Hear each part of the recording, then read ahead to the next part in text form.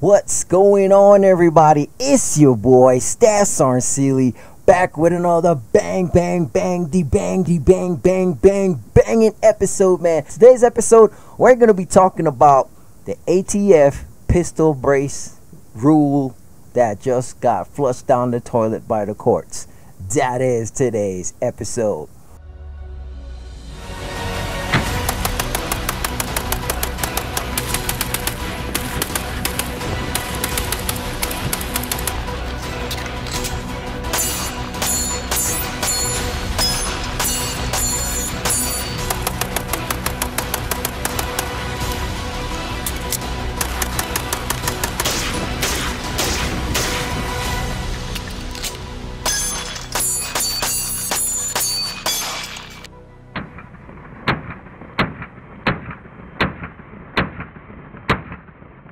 Alright, so I'm pretty sure many of you guys already heard because this video is being posted later on. So by the time you guys see this video, I don't know exactly what I'm going to schedule it for. By the time you guys see it, it probably already been weeks, maybe even a month, maybe even 2 months. But if you guys are loyal and you guys just want to hear my 2 cents about it, it ain't late breaking news, but it's just my 2 cents. This is what this episode is about. Let's get right into the nitty gritty. So the whole purpose of the ATF pistol brace rule, ban, whatever they wanted to try to do with it, from the beginning, I said it was BS. I said it was BS, and I believe that the ATF knew that this wasn't going to work. And I'm going to tell you why I believe, why they knew it wasn't going to work and why they still did it. The reasoning behind the pistol brace ban, the ATF said that they wanted to do it for public safety, air quotes, public safety is what they were trying to put it under. And my thing is like, hey, I'm all for public safety too. I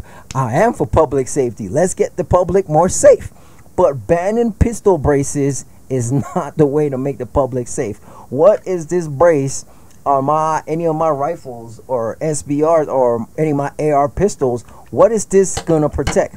What is this saving? First of all, let's talk about what the brace is. The brace is literally a piece of plastic that goes onto the back of the rifle. This is a stock right here. Let me go ahead and take this off.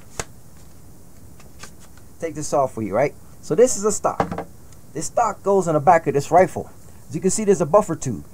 So whether or not this rifle has this stock or this brace, it does absolutely nothing to help this weapon shoot faster, shoot further, shoot louder. It does, this brace or stock does absolutely nothing to affect this rifle.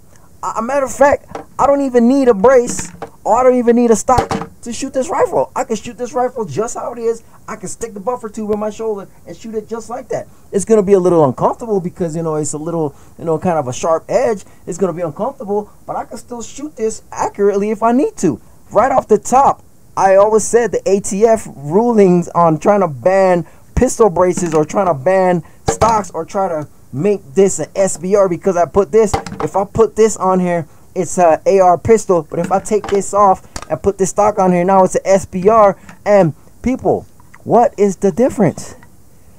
What is the difference? It doesn't affect anything. It doesn't matter if this rifle or pistol have a brace or a stock. It doesn't do anything to change the functionality of this rifle, people. Let me just get off of that tyrant rant that I'm on right now. But like I said, the pistol brace ban was stupid.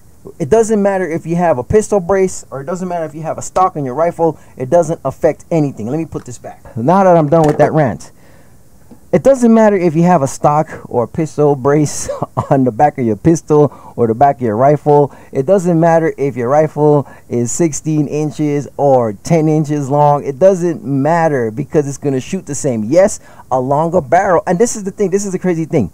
So the ATF says SBRs are more dangerous. If you have an SBR, it's more dangerous. The shorter your barrel. If you have a 10-inch or 11-inch barrel and you put a stock on it, it's not an SBR and it's dangerous. But check this out. This is considered a rifle, right? Because it's a 14.5 barrel with a pinned and weld muzzle brake, right? So that gives a total barrel length of 16 inches, right? So I can have a stock on there. I can put a foregrip on here. This isn't considered an SBR. But guess what? This rifle that is okay for me to have because it has a foregrip and it has a stock on it, this rifle is going to have more energy and more muzzle velocity and travel longer and further distances to potentially do more damage from a longer distance because it has a longer barrel, because it's going to have more power, more velocity coming from a longer barrel. The round is going to be able to, you know, spin a little bit more and go a little bit faster and have a little bit more power and have a little bit more energy upon impact. Now, if I use this AR pistol, because I believe this one is, I believe it's a 10-inch barrel. I cannot remember. I believe the barrel is 10 inches. I have a pistol brace on here. This thing is shorter, right? And it's a pistol brace. This is not going to shoot as further. It's not going to have as much energy. It's not going to have as much muzzle velocity because it's a shorter barrel, which means that this shorter pistol, even if I put this stock on this pistol, it's not going to be as effective as the longer rifles that are okay for me to have. It doesn't make any sense. This shorter barrel is not going to have as much muzzle energy, and it's not going to travel as far, as accurately as the bigger, longer rifles. So right off the top, that's stupid. All right, so let's get back to my topic at hand. So the ATF said that they did it for public safety reasons, right? And the judge shut it down because the judge says, I understand and I empathize with you, ATF, that you want to make this a public safety issue for the matter of public safety, but you can only enforce public safety as long as it's not unlawful. And your rulings to say that these are illegal for some reason, but this is okay to have, this one is illegal, this is okay to have, this one is illegal, this is okay to have. Your rulings that these are illegal for whatever reason you say they're illegal for because of public safety is unlawful. And you cannot enforce unlawful laws in America. So the judge shut it down. I'm really trying to understand and wrap my head around why the ATF thinks that this is more dangerous than this for some reason. It makes zero sense, literally. Understand, man, the ATF cannot make laws. They can only make rules that they try to enforce as laws. But they can't do that. They can only enforce rules as laws as long as it's not unlawful. And since banning this for whatever reason, it would be unlawful because you said it was okay for us to have, so millions of people went and bought pistol braces because you said it was okay, and then all of a sudden you change your mind and all of a sudden, no, these are illegal now. That's unlawful, man. You can't do that, man. You can't say yes, it's okay to get these, and then we have millions of people get them, and then all of a sudden you say they're illegal. You can't do that, man. That is unlawful as hell. When ATF first came out with this stupid ruling, I told people just calm down. If you go back to my video, my first video, when I say the ATF is stupid or whatever, ATF ruling is stupid, if you look at that video, I tell people I personally was not going to go out and register my rifles in the 180-day grace period that they gave you, because I already kind of knew that this was probably going to get shut down because it is some BS. But if you always wanted an SBR, but I think I said in that video, if you wanted to get a free SBR because you were going to be able to SBR your rifles for free without paying the $250 tax stamp, if you wanted the SBR rifle, that was the perfect time to do it because it was going to be for free, right? For free. Whatever, right? If you took advantage of that because you always wanted an SBR regardless, and you took advantage, kudos to you. I'm not mad. You played the system. Well done. You got a free SBR. But understand what comes with getting a free SBR is that now your rifle SBR, your short barrel rifle, is now registered to the ATF. The downfall about that now is that if you try to travel with that rifle or SBR, if you try to travel with it, now you got to call and ask permission to the ATF to get permission to travel with your rifle across state lines. And it's registered in the ATF database now, so the ATF know exactly who owns this rifle, where it is, exactly where it is, and they can go get it whenever the hell they decide to try to do a gun confiscation. Now they know where you live. They know exactly where you live, and most likely most people that have one rifle has 2, 3, 4, 5, 6 rifles. The ATF is tracking you 100%.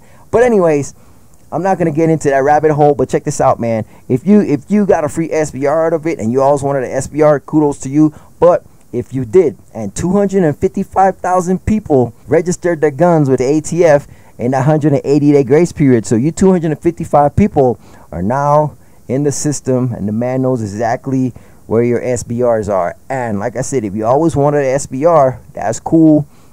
Now I'm saying you took advantage, you played the system, that's cool. Understand, if you did it because you were afraid that the ATF was gonna you're going to become an overnight felon because you have one of these now and you registered because you were afraid. Man, I told y'all to chill out and wait, man. I told y'all to chill out and wait, man. But anyways, it is what it is. You know, lesson learned. Understand that just chill out and wait sometimes. You can't just go off of people going all crazy. Oh, the ATF is going to ban. I got to register my rifle now. You got to chill out and wait, man. Just sit back and let it play out. That's what I told people to do from the first video. If you listen, kudos. If not, then all well, lesson learned, man. Honestly, if you ask me, man, I'm gonna wrap this video up, man. I don't want to take this. I don't want this video to be too long. But if you ask me, I personally think that the ATF did that on purpose. I think that was their plan. I think that was their plan to, like, because how can you say, yeah, these are fine. It's gonna be a pistol. Yeah, it's perfectly legal. And then all of a sudden, after all these years go by, all of a sudden, they just randomly, oh no, this is a danger to the public. You see this right here? I'm not even gonna attach this to the AR pistol. Look at this. This is what the ATF is saying is a danger to the public. This is what the ATF is afraid is gonna hurt the public. This is the danger. This is a public nuisance. This is what the ATF is saying is a danger to the public. It's a piece of plastic. Literally a piece of plastic that does nothing to affect the AR pistol or rifle. It doesn't do anything. These are just literally pieces of plastic.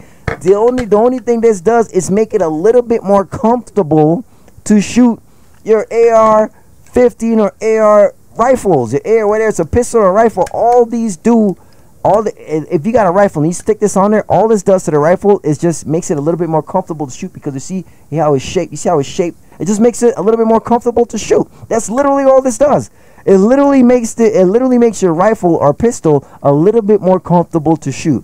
Now, the pistol braces are made to go around your hand. You're supposed to, wrap this around your hand. You're supposed to put this and you're supposed to shoot it like this. But it doesn't matter, man. It makes it comfortable to shoot. That's all it does. It doesn't make the gun shoot faster. It doesn't make the gun shoot magical exploding bullets. It doesn't make the gun shoot louder. It doesn't make the gun shoot better. It just literally is just a comfortability thing. It's just to be comfortable, man. That's all this is. So I believe that the ATF did that on purpose so they can trap as many people, because they know people are going to get scared. They know there's a bunch of scaredy cats out there, man. A lot of guys are like, oh my God, the ATF, and they get all scared. And the ATF know this. The ATF know that there's going to be at least 255,000 scary people out there, that when the ATF makes this threat, the 255,000 people are going to get scared and register the rifles. And so I believe they were trying to get more. I believe they're trying to get at least like a couple million people to register their rifles, man. And it didn't quite work out. But I mean, that's still a pretty good number, 255,000 people, man. So I think it was just all part of their plan to trick people into to trick and scare people into registering their rifles so they can have their database numbers go up, man. That's all that is, man. But anyways, man, it's your boy Stas Sealy, man. Thank you guys for tuning in. Thank you guys for liking. Thank you guys for sharing. Thank you guys for checking out the channel, man. If this is your first time, I appreciate you. Go on and hit that like and subscribe button. Make sure you share. Make sure you comment. Make sure you like, man. And make sure you turn on the notification bell so you guys get notified every time we drop another banging video, man. Hey, we're going to see you in the next one, man. But before we go, understand, be greater than you were yesterday. You are your own first responder, man. We live to train because we train to live. See you guys in the next episode, man. Peace.